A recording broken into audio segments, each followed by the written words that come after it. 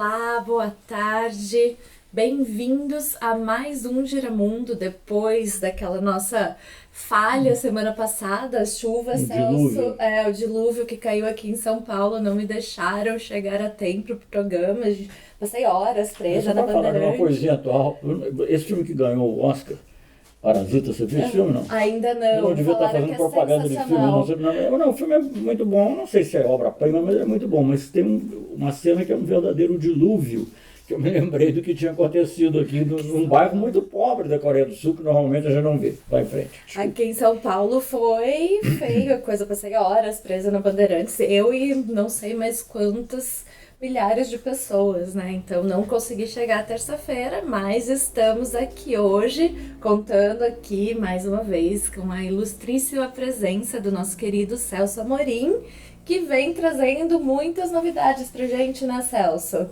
Como não poderia deixar de ser, a gente quer começar hoje o programa falando sobre a viagem do presidente Lula ao Vaticano, onde ele se encontrou com o Papa Francisco, né? E você estava na comitiva junto com ele, acompanhando.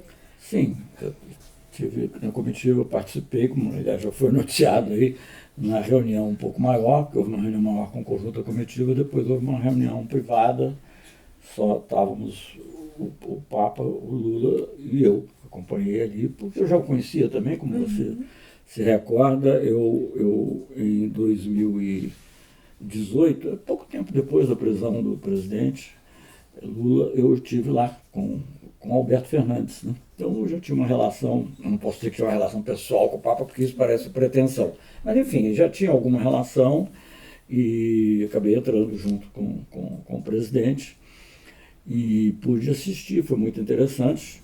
Né? Eu acho que o tema principal foi o tema da desigualdade, também se falou de meio ambiente, e no contexto da desigualdade, as medidas que tinham sido tomadas no Brasil, e o Papa ouvindo com muito interesse. Depois eu vou fazer um outro comentário, se eu não me esquecer, sobre isso.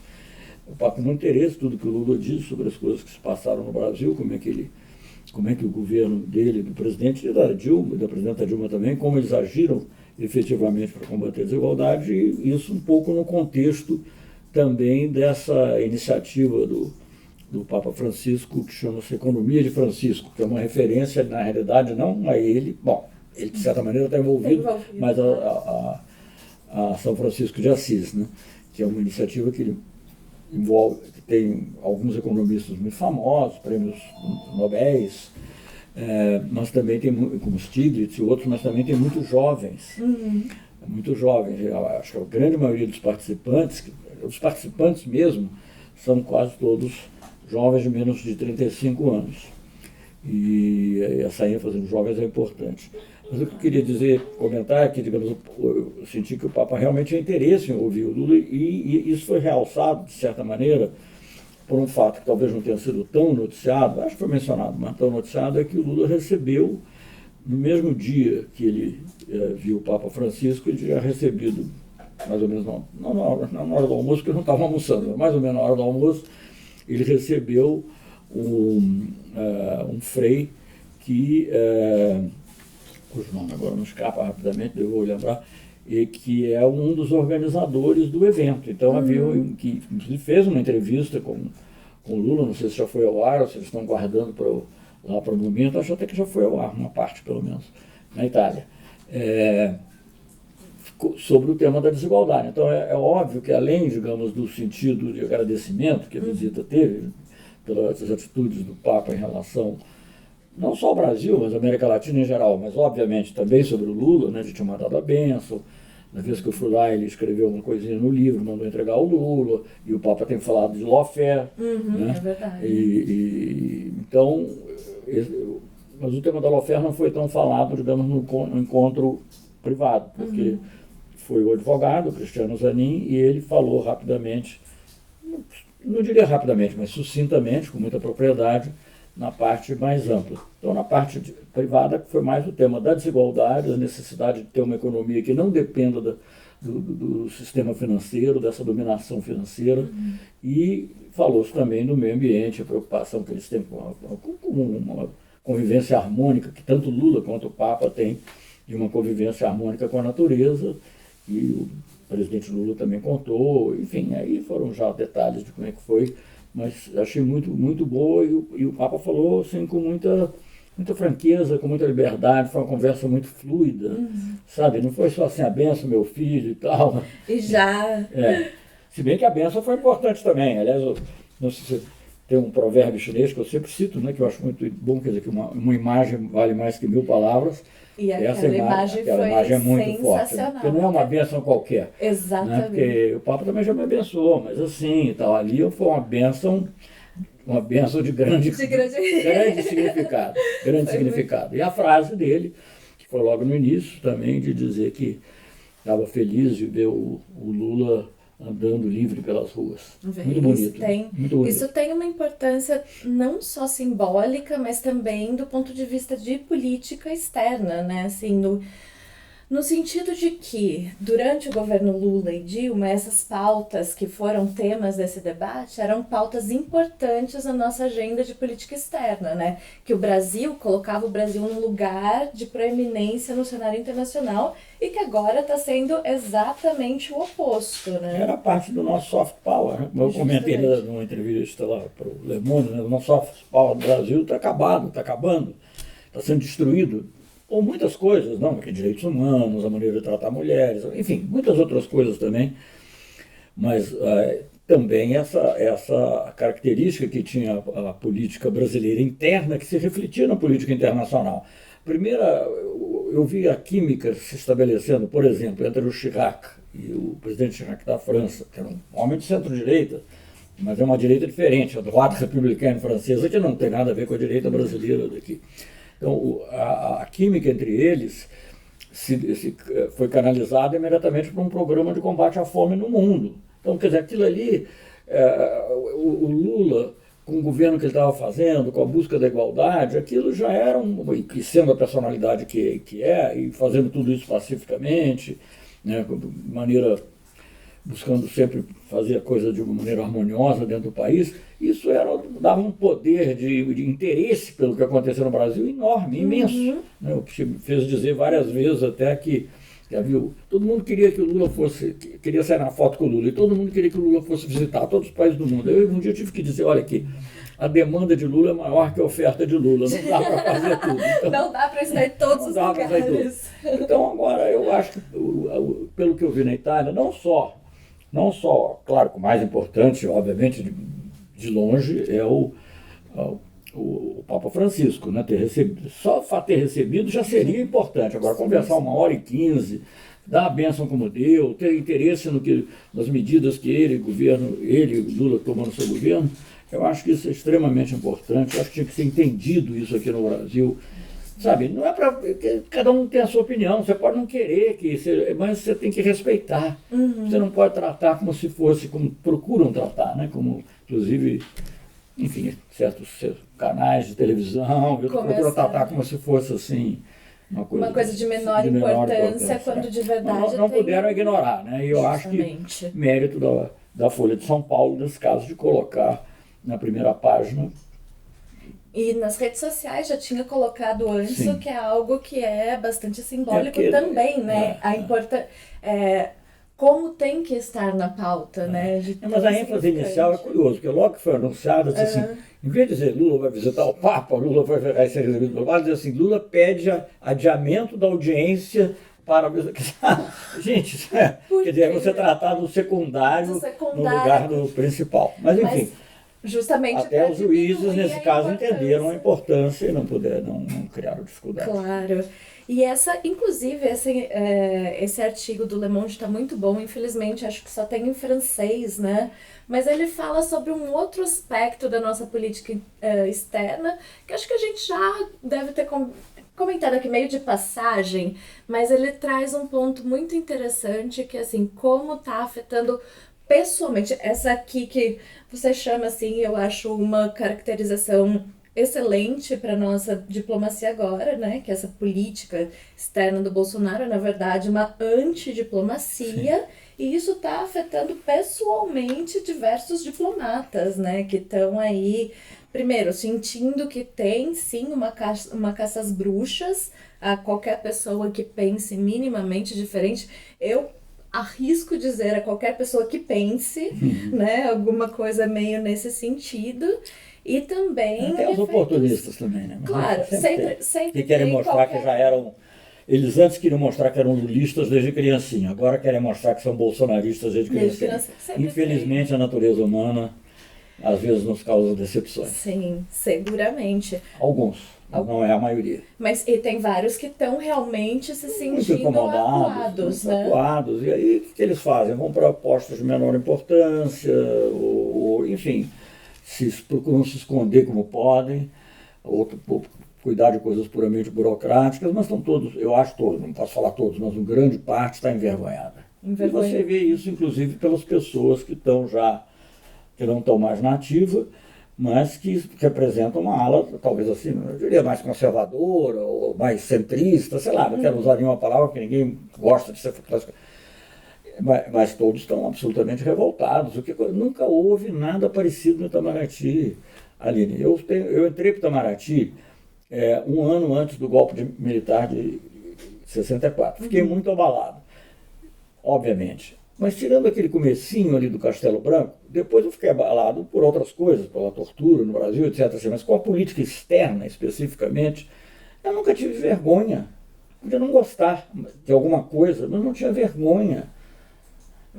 É uma coisa que hoje em dia dá vergonha. Entendeu? Você não tem, é uma coisa que não tem cabimento. Um ministro das Relações Exteriores dizer, como disse, que as forças do mal ganharam na Argentina é uma coisa absurda. Absurda. Que, aliás, na prática, ele foi até desmentido pelo general Mourão, que foi lá. Que não disse o contrário, mas a presença dele não já é um reconhecimento. É um reconhecimento, né, de que tinham feito besteira, falando bobagem. Enfim.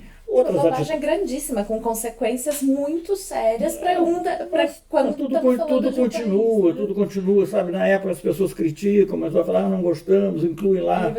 Mas não acontece nada, gente. Como não acontece nada com a educação, a barbaridade que está acontecendo, isso tudo é muito sério. Eu não acho que essas coisas, ao contrário do que se disse, serão mera cortina de fumaça para a área econômica. São também, servem de cortina de fumaça, mas são coisas muito nocivas em si mesmas. O que está acontecendo na área da educação, na área da política externa, essa destruição sistemática do Brasil, e na economia também, isso, óbvio, é uma agenda, como aliás o Bolsonaro disse, talvez não com as palavras que eu estou dizendo agora, mas ele disse que ele tinha vindo para destruir o que está por aí. Mas não é o que está por aí, é destruir o Brasil, é destruir tudo aquilo que nós sempre identificamos com o Brasil.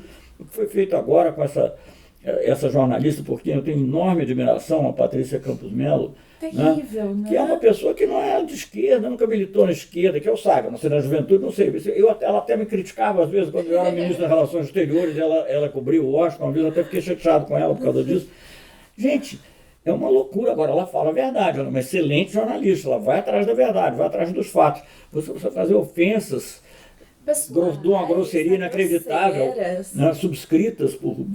Enfim, é uma coisa muito triste. Eu acho que o Brasil está passando por uma fase que desculpe sair um pouquinho da geopolítica, mas é que a gente não pode deixar de falar, não pode deixar de falar. Inclusive, eu estou muito preocupado com a questão do militar. Eu fui ministro da Defesa, eu tenho amigos militares, tive vários na época, hoje em dia também eu respeito que eles fiquem, mas alguns eu até tenho algum contato ainda. E alguns, por exemplo, queriam, quando era o começo do governo militar, faziam questão de dizer, não, esse é um governo, não é um governo militar, diziam, é um governo com militares. Uma distinção meio sutil de se fazer, mas enfim, eu aceitava porque de fato não havia nenhum general saído da ativa imediatamente, de 4 estrelas, para uma função no governo. Né? Tinha um almirante, na realidade, mas uma função que não... Hoje em dia, com essa nomeação, primeiro teve a do general Ramos, e agora desse Braga Neto, que fez responsável pela intervenção no Rio de Janeiro, eles saíram do comando de lugares importantíssimos, da ativa direto. Então, e para comandar a Casa Civil, que assim, de um certo sentido, eu acho muito simbólico, eu acho que é um simbolismo tão... Acabou escapando, né? Você tem um general intervento que foi responsável por todas as atrocidades cometidas na intervenção no Rio, para a Casa Civil, né? Eu não sei se ele foi responsável pelas atrocidades. Eu vou fazer uma ressalva que eu não sei, mas de qualquer maneira ele estava comandando, ele participava, viu? Não, e sobretudo, enfim, é o absurdo de um governo democrático em tese, quer dizer, que não, hoje em dia as dúvidas sobre isso são imensas, mas digamos, eleito, né, um governo eleito, digamos melhor, né, você ter, porque teve o Golbery na época do Geisel, mas ele já veio com uma outra agenda, que era uma agenda até de abertura, naquela época fazia sentido, né? Mas você ter um governo eleito, né, você ter a pessoa encarregada do contato com os políticos, de coordenar o governo, um general de 4 estrelas, eu acho, porque a observação que eu queria fazer é o seguinte: eu não estou nem criticando o governo, eu fico preocupado com o mal que isso vai fazer para as Forças Armadas brasileiras, que vão ficar com responsabilidade de que está acontecendo, porque antes não estava acontecendo isso, a verdade é essa. Inclusive os generais, tirando o general Heleno, que está lá, e o outro que é ministro da Defesa, os generais assim, que estavam em posições importantes foram saindo, foram perdendo seus cargos. Então dava até a impressão que havia um afastamento. Agora não há mais. E isso é muito preocupante. Inclusive, Bolsonaro tem se gabado de que todo o seu terceiro andar, né, ali onde ficam os, digamos, os gabinetes mais relevantes como é que os políticos não reagem, entende? Não é como é que os políticos não reagem a isso, assim, até corporativamente, digamos. Eu não fico impressionado como é que a mídia não reage a isso. Também pensando no interesse dela, porque, veja bem, a mídia toda apoiou o golpe de 64, até o ponto, depois chegou nela, né? Claro. Chegou nela. Enfim, então, essa falta de visão e essa obsessão de tudo menos a esquerda, tudo menos os progressistas, é uma visão muito triste, e o que está ocorrendo eu já mencionei aqui na educação, na política externa, em várias outras áreas, seguramente outras que eu não estou acompanhando tão de perto também, são coisas... Bom, nós estávamos conversando antes sobre essa coisa do petróleo, de virem aqui... Justamente, né? Esse acordo, não sei se já foi firmado, mas pelo menos o que foi entendido.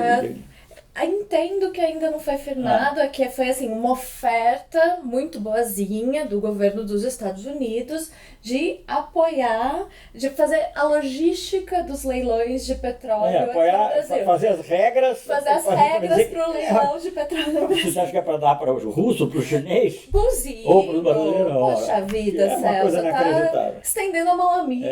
Que eu sou muito desconfiado.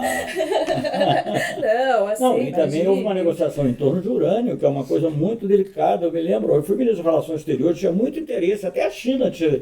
Nós sempre nos recusamos a fazer qualquer acordo em termos de exportação de urânio, porque isso era uma coisa vital para a segurança nacional, e os militares pareciam concordar com isso, entendeu?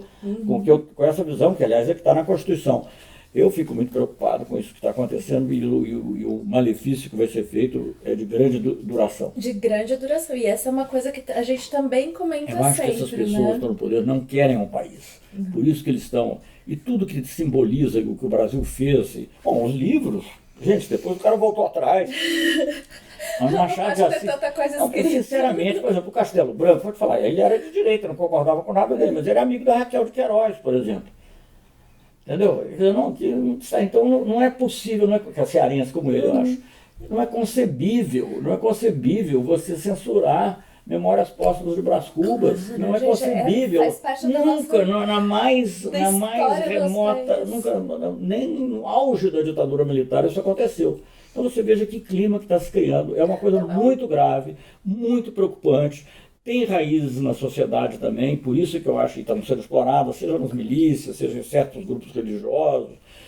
Eu acho que é uma coisa que tem que ser vista com muita atenção. E por isso também, desculpe que eu estou saindo um pouco da geopolítica. Não, imagino, mas é importante. Não, por isso também né? Eu acho que é preciso, cada um tem que ter a sua posição, PT e tal. Agora, eu acho que a gente tem que ter algum tipo de diálogo com todos os que estão dispostos a ter um discurso racional, que não querem ficar no impulso e na dominação e na manipulação de emoções, na manipulação do ódio, no obscurantismo. Então eu acho que isso é preciso. Independentemente de cada um guardar sua posição na eleição, cada um vai votar. Mas é aquilo que a gente comenta aqui também sempre, direita e esquerda. O problema não é direita e esquerda, o problema é a irracionalidade que tem tomado mas às vezes conta, na esquerda há uma certa confusão. Vou falar com uma certa liberdade aqui.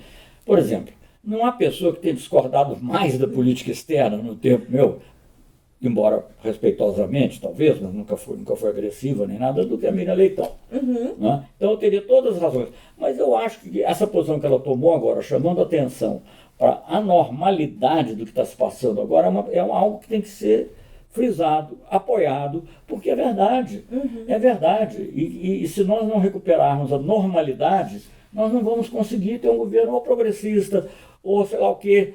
Não liberal progressista, que eu não acredito muito nisso, não. Eu me dou muito.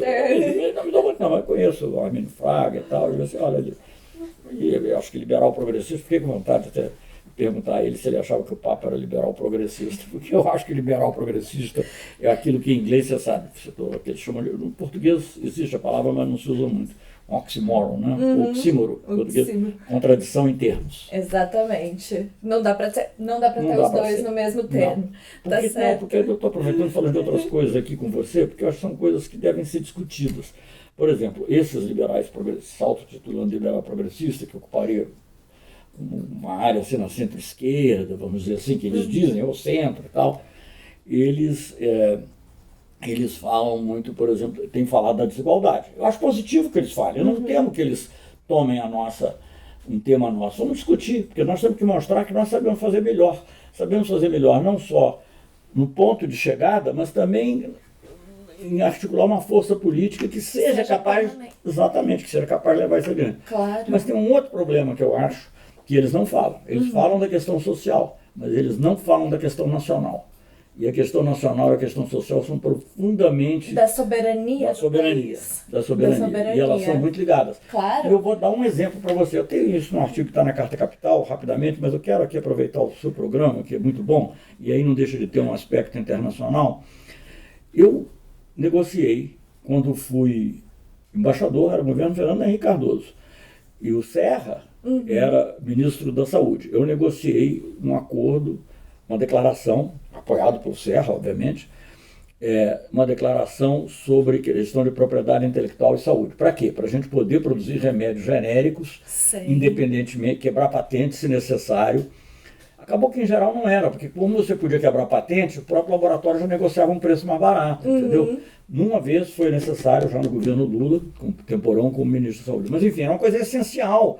Então aí demonstra claramente que você não pode separar a questão nacional da questão social. Se você tivesse feito a ALCA, por exemplo, você jamais poderia ter tido um programa. É claro que essa gente não quer isso, mas eu estou falando do nosso campo. Claro. Jamais poderia ter tido, por exemplo, um programa de compras governamentais ou compras pela Petrobras de navios e de, enfim, plataformas feitas pelos estaleiros nacionais. Agora, com esse acordo de compras governamentais que a gente vai fazer, já vai acabar. Pois é, mas eu estou dizendo, é uma coisa que dá emprego enormemente. Então, é muito difícil você separar a questão social. Você diz, não, nós somos a favor da desigualdade, mas mantendo tudo como está, não dá. Porque também isso faz parte, quando a gente fala em termos como soberania, acordos internacionais, etc., faz parte não só de uma visão, mas também de um projeto de país, né? O combate à desigualdade, a defesa da soberania é um projeto de país, de nação, que vinha sendo implementado mesmo antes do governo Lula, mas com maior clareza, maior profundidade ali no governo Lula. E agora está sendo completamente destruído e a gente vê sem ganhos concretos para o país, né? Pelo contrário, né? Não, você não tem ganho nenhum. Quer dizer, aquela que, por exemplo, você entrar para o CDE, é como você dizer o seguinte, se entrar, né? Mas assim, não, você me dá 20 cruzeiros, me dá 20 reais, que aí eu te autorizo também a me dar seu paletó, da sua calça. Justamente. Que isso, aliás, eu queria que você comentasse um pouquinho, Celso. A gente já falou uma vez num programa atrás, quando teve esse quiprocó aí da entrada da OCDE, o quanto isso seria prejudicial para o país deixar de ter o status de país em desenvolvimento na OMC para entrar para a OCDE. Agora, o governo Trump, na semana passada, na segunda-feira, dia 10, colocou em prática uma norma que retira o Brasil dessa lista de nações consideradas em desenvolvimento e que dava ao país determinados privilégios comerciais com os Estados Unidos. Foi uma medida unilateral, né, dos Estados Unidos, fora da OMC. A OMC acabou. A OMC acabou, A OMC acabou, porque a OMC são duas coisas. A OMC basicamente é duas coisas. Um fórum de negociação, que ela não é mais, e um procedimento, um conjunto de procedimentos para a solução de controvérsias, que ela também não é mais porque não tem os juízes nomeados, os Estados Unidos não deixam. Porque os Estados Unidos... Ficar lá é um cartório, que marcando Justamente dados. porque os Estados Unidos não querem nenhum juiz, né? Isso. Eles não estão aceitando nenhuma indicação, acho que desde outubro do ano passado, né? No final do ano passado. Chamado órgão de apelação. Justamente. Onde nós ganhamos o caso. Aliás, o diretor-geral atual do OMC sabe disso bem, porque é brasileiro e ele foi um dos defensores da causa brasileira na época. Onde nós ganhamos a questão da Embraer, onde nós ganhamos a questão do algodão, onde nós ganhamos a questão do açúcar com a União Europeia. Que isso volta também num outro tema, só para esse tema, pra gente encerrar, que a gente gosta de falar tanta coisa, né? Desculpa, a gente adora. Não, eu adoro. É assim que tem que ser mesmo. Mas assim, essa retirada do Brasil, o Brasil a gente sabe, o governo Bolsonaro tem esse alinhamento incondicional com os Estados Unidos, naquela maneira que você falou, né? Me dá R$20 e eu ainda te autorizo a me tirar tudo o resto, né? Deixar aqui... Não, ele como se fosse um favor. Como se fosse um favor, vem aqui, deixa aqui que eu faço as regras do leilão do pré-sal pra você, né? Muito bonzinho. Urânio. O Itamaraty acabou, na resposta que eles deram, assim, minimizando o fato, olha, não vai ter consequências, etc. Mas mesmo que no prazo mais imediato, assim, agora, não tenha um impacto tão grande, é de um simbolismo não é só simbolismo, Aline. É muito difícil fazer esses cálculos, quanto você perderia, quanto deixa de perder. Eu vejo pelo lado político. Várias vezes que nós tivemos contenciosos com os Estados Unidos, tivemos vários. Isso não foi no governo Lula, não. Isso tinha no governo Fernando Henrique, tinha no governo Collor, em graus diferentes. Teve no governo Sarney, muito em função da informática, em função de patentes e tal. Então, e seguramente começaram antes, no governo militar não estavam lidando com esses temas diretamente, então não sei te dizer precisamente, mas sei que eles vêm de longe. Cada vez que você tinha um contencioso, uma das coisas que os Estados Unidos ameaçavam era justamente retirar do sistema de preferências. E os industriais da Fiesp vinham correndo, não, pelo amor de Deus, encontra uma solução. Então, se fosse tão pouco importante assim, nem eles tinham ameaçado, nem aqui haveria gritaria que houve. E tem ambos. E agora claro que tem efeitos, não tem a menor dúvida. O Brasil já é hoje menos competitivo que a China, menos competitivo do que não sei quantos países da Ásia. Você ainda vai retirar aquela preferência e vai ficar mais afetado ainda. E agora tem essa não reação, né? Ou inclusive até uma defesa, né? De não, tudo bem, isso vai ser bom para o nosso... Quem pode achar que é bom, gente? Quem pode achar? Isso aí é um transtorno mental. Eu acho que esse negócio de sistema de preferência, num outro contexto, poderia até acabar, mas é diferente. Se a gente conseguisse o que a gente quer em matéria de eliminação dos subsídios agrícolas, se a gente conseguisse as coisas que a gente realmente precisa. E depois se a negociação fosse justa e... poderia ir aos poucos, defasando, mas, obviamente... Eu acho um assinte, você diz assim, você chega lá, vai entrar para a OCDE, compra o trigo americano em detrimento do argentino, faz uma compra de carne, né, abre lá o mercado, acho que de carne de porco, sei lá, alguma coisa que abriu aqui, e aí ainda vai lá como recompensa, eles retiram imediatamente do sistema de preferência. É uma coisa assim, realmente, e que isso tem a ver, só voltando para a gente fechar esse tema de Brasil, com a questão da perda do soft power, né, que você mencionou ali bem rapidinho no começo do programa de hoje. Eu acho que seria legal a gente conversar um pouco mais sobre isso, porque quando a gente fala esses termos, nós que gostamos de política exterior, a gente tem bastante proximidade com soft power, mas talvez nossa audiência não conheça muito bem e entenda, né? Pra gente contar um pouquinho mais o que é o soft power e o que isso significou para o Brasil nos últimos anos em termos de política externa, quão importante foi. Deixa eu te dizer, Aline, o conceito de soft power, o poder brando, vamos dizer assim, que é do poder não baseado necessariamente nas armas, nem necessariamente no poder de pressionar economicamente, né? Poder brando foi um conceito desenvolvido por um cientista político e foi também membro do governo norte-americano chamado Joseph Nye. Ele foi não ministro, mas ele foi subsecretário, uma espécie de vice-ministro de duas pastas muito importantes, Relações Exteriores, Departamento de Estado e Departamento de Defesa. Então ele sabe do que ele está falando. E ele, para falar da importância da presença dos Estados Unidos no mundo, ele procurava valorizar justamente o soft power, que tem a ver com a sua cultura, tem a ver com a maneira de você agir. No caso do Brasil, tem a ver também com essas características que infelizmente estão sendo sufocadas agora, do aspecto cultural, etc. Não vou entrar em detalhe porque já foge muito, mas também da diplomacia. Por que o Brasil era chamado?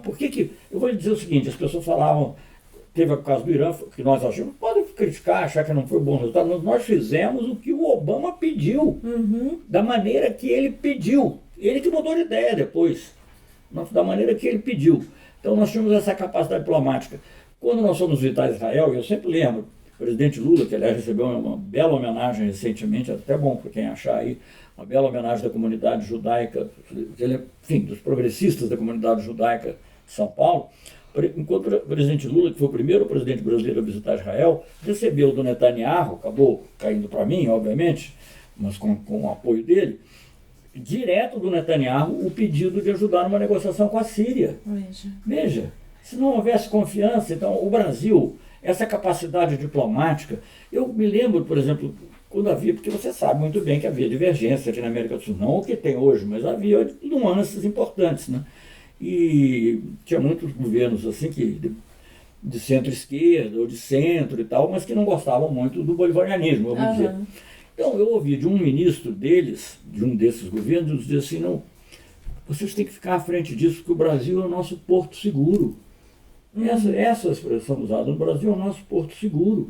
O Brasil é quem nos dá a certeza de que as coisas vão ser resolvidas de maneira adequada, pelo diálogo. Então, isso eu quero dizer, isso não é mérito meu nem do Lula, não. É também. Mas é um mérito de 100 anos de história diplomática que foi se construindo, de pessoas extraordinárias. De uma escola diplomática que era exemplo para o mundo. Né? Como, aliás, o artigo do Le Monde fala, é um orgulho você dizer. Eu me lembro assim, que já tem uma piadinha, uma vez um embaixador brasileiro, na época nem era embaixador, era secretário, ia para uma reunião em Buenos Aires e estava levando alguma coisa, encontrou um argentino, e o argentino falou, por que você vai fazer Buenos Aires? Não, e essa pessoa, que é o embaixador Ítalo Zappa, que se destacou muito depois, disse assim, não, eu estou aqui, dizendo ele, eu estou aqui como esqueci a palavra agora, enfim, como um correio diplomático improvisado. Aí o argentino disse assim, improvisado, Zappa, Itamaraty não improvisa. Era a fama que o Itamaraty tinha, entendeu? De seriedade. Seriedade. Né? Escola.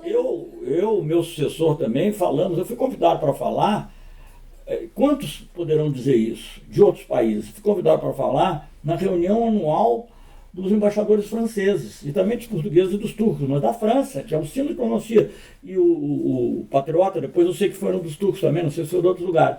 Então, quer dizer, havia um respeito pela diplomacia brasileira, né, e que vinha de antes. O Brasil, o governo Fernando Henrique, a gente tem que falar as coisas com uma nação. Eu era embaixador na ONU, e chamavam o Brasil para, olha, não, tem que ir o Brasil. Uma vez um embaixador do Japão, que aliás era sogro do príncipe, que agora é o imperador, sogro dele, era o embaixador do Japão lá, não era nepotismo não, acho que ele era um bom embaixador mesmo, mas enfim, eu estava de férias, longe, e ele me telefonou dizendo assim, Celso, eu tenho que falar com você para que o Brasil presida um comitê lá de sanções da Iugoslávia. Eu falei, por que, gente? Por que eu tenho? Porque o único que é aceito pela Rússia e pelos Estados Unidos é o Brasil. Veja. Porque é uma parte fundamental da nossa diplomacia que a gente fazia capacidade de negociar, capacidade de política de Estado, não de governo, né? Enfim, então, uma coisa, não, é uma perda então realmente. É uma perda muito difícil de retomar depois. Muito difícil. E quanto mais durar, mais difícil mais tempo vai ser a retomada. Agora, Celso, falando do outro hard power e não de soft power, mudando um pouquinho de tema. Como semana passada a gente não teve programa, eu queria retomar um assunto que acabou passando, que foi o State of the Union. O State of the Union é o discurso que o Trump faz anualmente para o Congresso, com aquele balanço do que foi o governo. Muitas pessoas encararam isso como o discurso inaugural da sua campanha de reeleição. O presidente dos Estados Unidos faz para o Congresso, isso. Sempre, é uma tradição. Isso, ele faz anualmente, mas muitas pessoas falaram, como esse ano está em corrida eleitoral, que esse State of the Union particularmente pareceu um discurso de lançamento da campanha de reeleição dele. E uma das coisas que eu achei particularmente preocupante é a volta com mais força do que nunca desse discurso intervencionista, né? O Trump citou Cuba, Nicarágua e Venezuela, que estão fazendo de tudo para restaurar a democracia, inclusive chamou o Guaidó, que estava lá, depois foi na Casa Branca, disse que era presidente. Isso aqui é algo muito sério em termos de política para a América Latina. Olha, é muito preocupante, porque eu acho que essa volta da doutrina de Monroe, tudo isso é no contexto do que eles têm defendido novamente, a doutrina de Monroe, toda hora. Lembra, eu fico muito impressionado que isso não incomode as nossas Forças Armadas, sabia? Isso é o que mais me impressiona. Porque é de um intervencionismo aberto. Um intervencionismo aberto, né? E se nós quase entramos numa guerra com a Venezuela, porque é uma guerra, eu sempre digo isso, intervenção militar. Não é intervenção militar, uma intervenção militar sem autorização do Conselho de Segurança da ONU não é guerra. Guerra, a não ser de autodefesa. Mesmo assim não deixa de ser guerra, mas é autodefesa. E não seria o caso. Quase que entramos numa situação dessas com a Venezuela, podemos entrar ainda em outras situações. Eu fico muito preocupado com a Bolívia, porque lá há uma óbvia intervenção no sistema da maneira como ele está correndo. Aparentemente o MAS está porque é o partido do Evo Morales está com a maioria, eu não sei o que eles vão tentar. Então eu fico muito preocupado, mas muito preocupado, de que possa tentar haver uma nova tentativa não só dos Estados Unidos, mas os Estados Unidos, eles são espertos, eles não querem que os soldados deles morram, eles vão querer envolver outros. Justamente. E com esse servilismo todo que tem caracterizado a diplomacia brasileira, eu suspeito que eles vão querer envolver o Brasil. Eu fico muito preocupado com isso, porque isso nunca teve. Gente, nunca teve. Nem no governo militar teve. Até quando houve a coisa das Malvinas, os militares brasileiros se comportaram razoavelmente bem. Houve nuances, mas a média da posição foi de defender a Argentina. Então eu acho e os argentinos entenderam isso perfeitamente, então eu acho que nós estamos numa situação muito difícil. E esse intervencionismo norte-americano, até que ponto isso é basófia?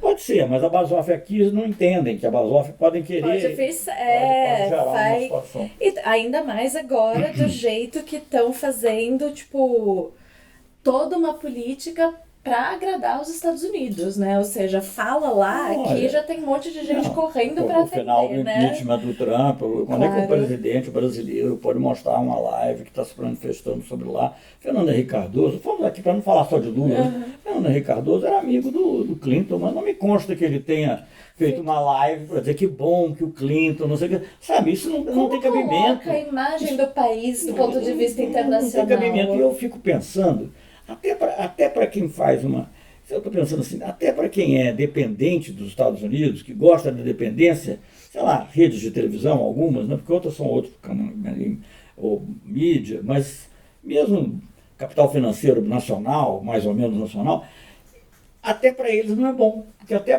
para eles negociarem as condições a corretagem que eles vão receber. Gente, a submissão é tão absoluta que nem tem. Não vale nada. Daqui a pouco a gente tá igual aquele candidato no Uruguai que falou, não me apoia, Bolsonaro. O Bolsonaro, o candidato de direita que pediu para não ser apoiado publicamente pelo Bolsonaro, de tão vergonhoso que é isso. Celso, estamos chegando aqui no final do programa e eu queria só que a gente conversasse sobre um último tema, porque é sempre bom. Eu sempre gosto de encerrar o programa com alguma coisa pra gente ficar de olho. O programa inteiro foi sobre isso hoje, da gente ficar de olho nesses retrocessos que estão acontecendo de política, mas a gente tem falado muito da Argentina e o Congresso argentino passou recentemente, aprovou uma legislação que dá poderes pro Alberto Fernandes de adiar o pagamento da dívida externa argentina, que está em torno de 100 bilhões, dos quais 57 bilhões são de um empréstimo vindo do FMI. E que coloca o país numa situação bastante catastrófica. Foi uma bomba deixada ali, né? Porque foi para ajudar o Macri não ganhou e ficou aquela bomba lá naquele empréstimo para ser pago a prazo curto. Olha, eu não sei, eu acho que é muito difícil a realidade que eles vão enfrentar, mas eu acho que o Alberto Fernandes foi muito bem recebido na Europa. Fez um tour recentemente. Foi muito afetivamente recebido pelo Macron, muito bem recebido também pela Merkel, por outros líderes.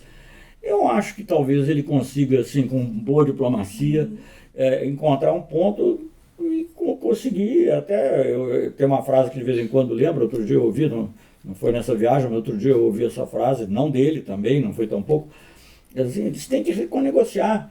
E aí o Kirchner disse, mas por que eles têm que negociar? Porque os mortos não pagam. Justamente. Então é preciso negociar para encontrar uma solução. Aliás, eles já perceberam isso lá atrás com aqueles planos Brady, Baker, não sei o que e tal. Então, eu acho que a Argentina, e curiosamente, o Trump fez uma declaração de que poderia, quando ele recebeu os credenciais do Trump é tudo, mas não é burro. Não. E ele sabe que ele não pode ficar hostilizando todos os maiores países na América Latina.